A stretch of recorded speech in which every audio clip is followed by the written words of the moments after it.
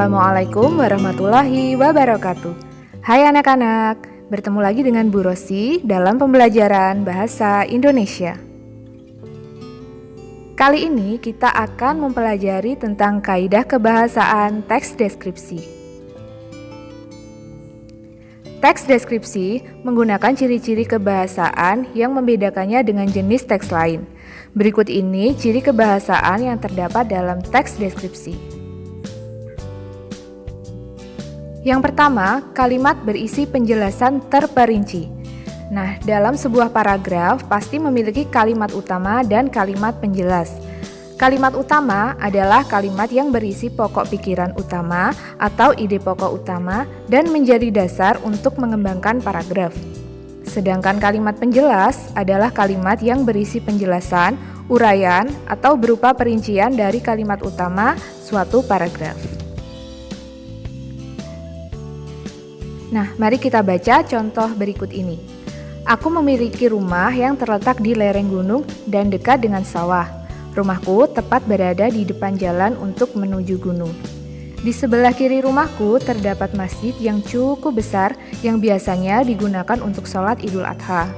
Di depan rumahku terdapat halaman yang cukup luas dan biasanya digunakan untuk bermain anak-anak kecil di sekitar rumah. Kalimat yang digaris bawah itu merupakan kalimat utama paragraf tersebut.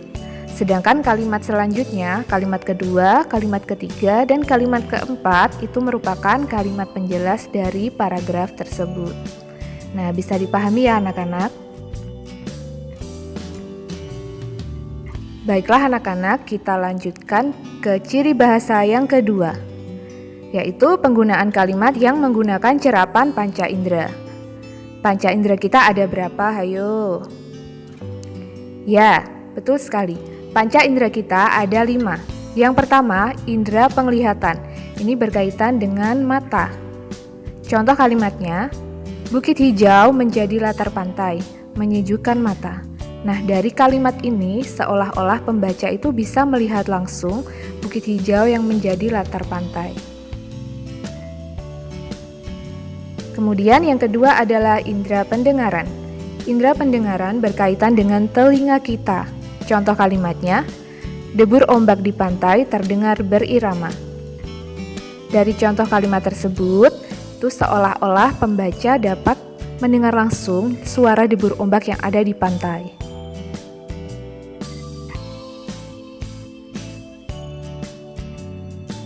Selanjutnya adalah indera penciuman. Contoh kalimatnya, aroma sate ini membuatku lapar. Yang keempat, indera pengecap. Contoh kalimatnya, rasa susu kambing sangat gurih dan enak. Yang terakhir adalah indera peraba. Contoh kalimatnya, aku terbaring di atas rumput hijau yang lembut seperti karpet bulu di rumah nenek. Bisa dipahami ya anak-anak? Mari kita lanjut.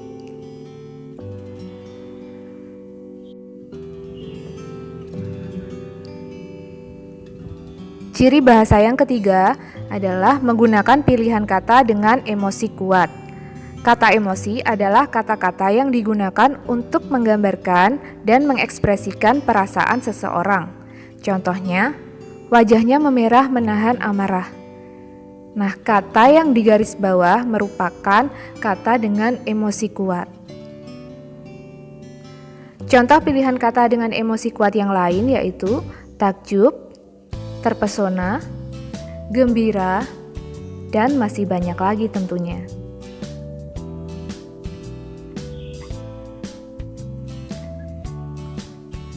Ciri bahasa yang keempat adalah penggunaan kata berimbuhan. Imbuhan adalah bunyi bahasa yang ditambahkan pada sebuah kata di awal, akhir, tengah, atau gabungan antara ketiganya untuk membentuk kata baru. Nah, contoh yang pertama, kata menyapu berasal dari kata dasar sapu mendapat imbuhan me menjadi kata menyapu, bukan mensapu. Contoh yang kedua, kata potongi berasal dari kata dasar potong mendapat akhiran i menjadi kata potongi. Contoh kata yang ketiga adalah serabut. Berasal dari kata dasar sabut mendapat sisipan er, menjadi kata serabut. Yang terakhir adalah kata pemakaman. Berasal dari kata dasar makam yang mendapatkan konfiks pe dan an. Konfiks adalah awalan dan akhiran.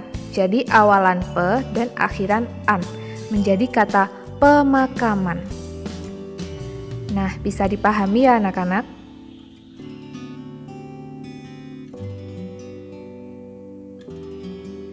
Selanjutnya adalah penggunaan kata bersinonim. Sinonim adalah kata yang memiliki bentuk berbeda tetapi memiliki makna yang sama. Contohnya, kata pemandangan memiliki makna yang sama dengan kata panorama. Kata melihat sama dengan memandang dan menyaksikan. Kata elok memiliki makna yang sama dengan kata indah dan cantik.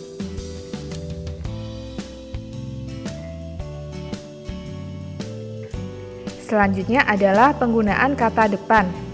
Kata depan atau preposisi adalah kata yang biasanya terdapat di depan kata benda atau nomina, yaitu meliputi di, ke, dari, dan pada.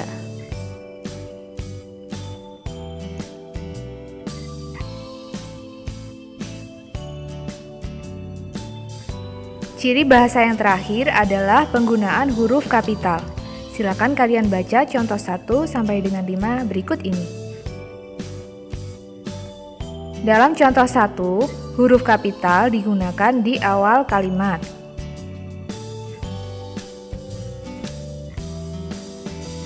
Dalam contoh nomor 2, huruf kapital digunakan setelah petikan pada kalimat langsung. Contoh kalimat ketiga, huruf kapital digunakan untuk menulis nama orang. Jadi, setiap kali kita menulis nama orang, itu huruf depannya menggunakan huruf kapital. Begitu juga dengan contoh kalimat nomor 4. Nah, ini huruf kapital digunakan untuk menulis nama tempat. Jadi, setiap kita menulis nama tempat atau nama kota, kita menulis dengan huruf awalnya adalah huruf kapital. Contohnya, Kediri, Blitar, dan Malang adalah kota-kota yang ada di Jawa Timur. Contoh kalimat yang kelima, ini huruf kapital digunakan untuk menulis gelar keturunan. Bagaimana anak-anak? Bisa dipahami ya? Baiklah anak-anak, terima kasih kalian telah mengikuti video ini hingga selesai. Apabila saya ada salah kata, saya mohon maaf yang sebesar-besarnya. Selamat belajar, salam literasi. Wassalamualaikum warahmatullahi wabarakatuh. Sampai jumpa lagi.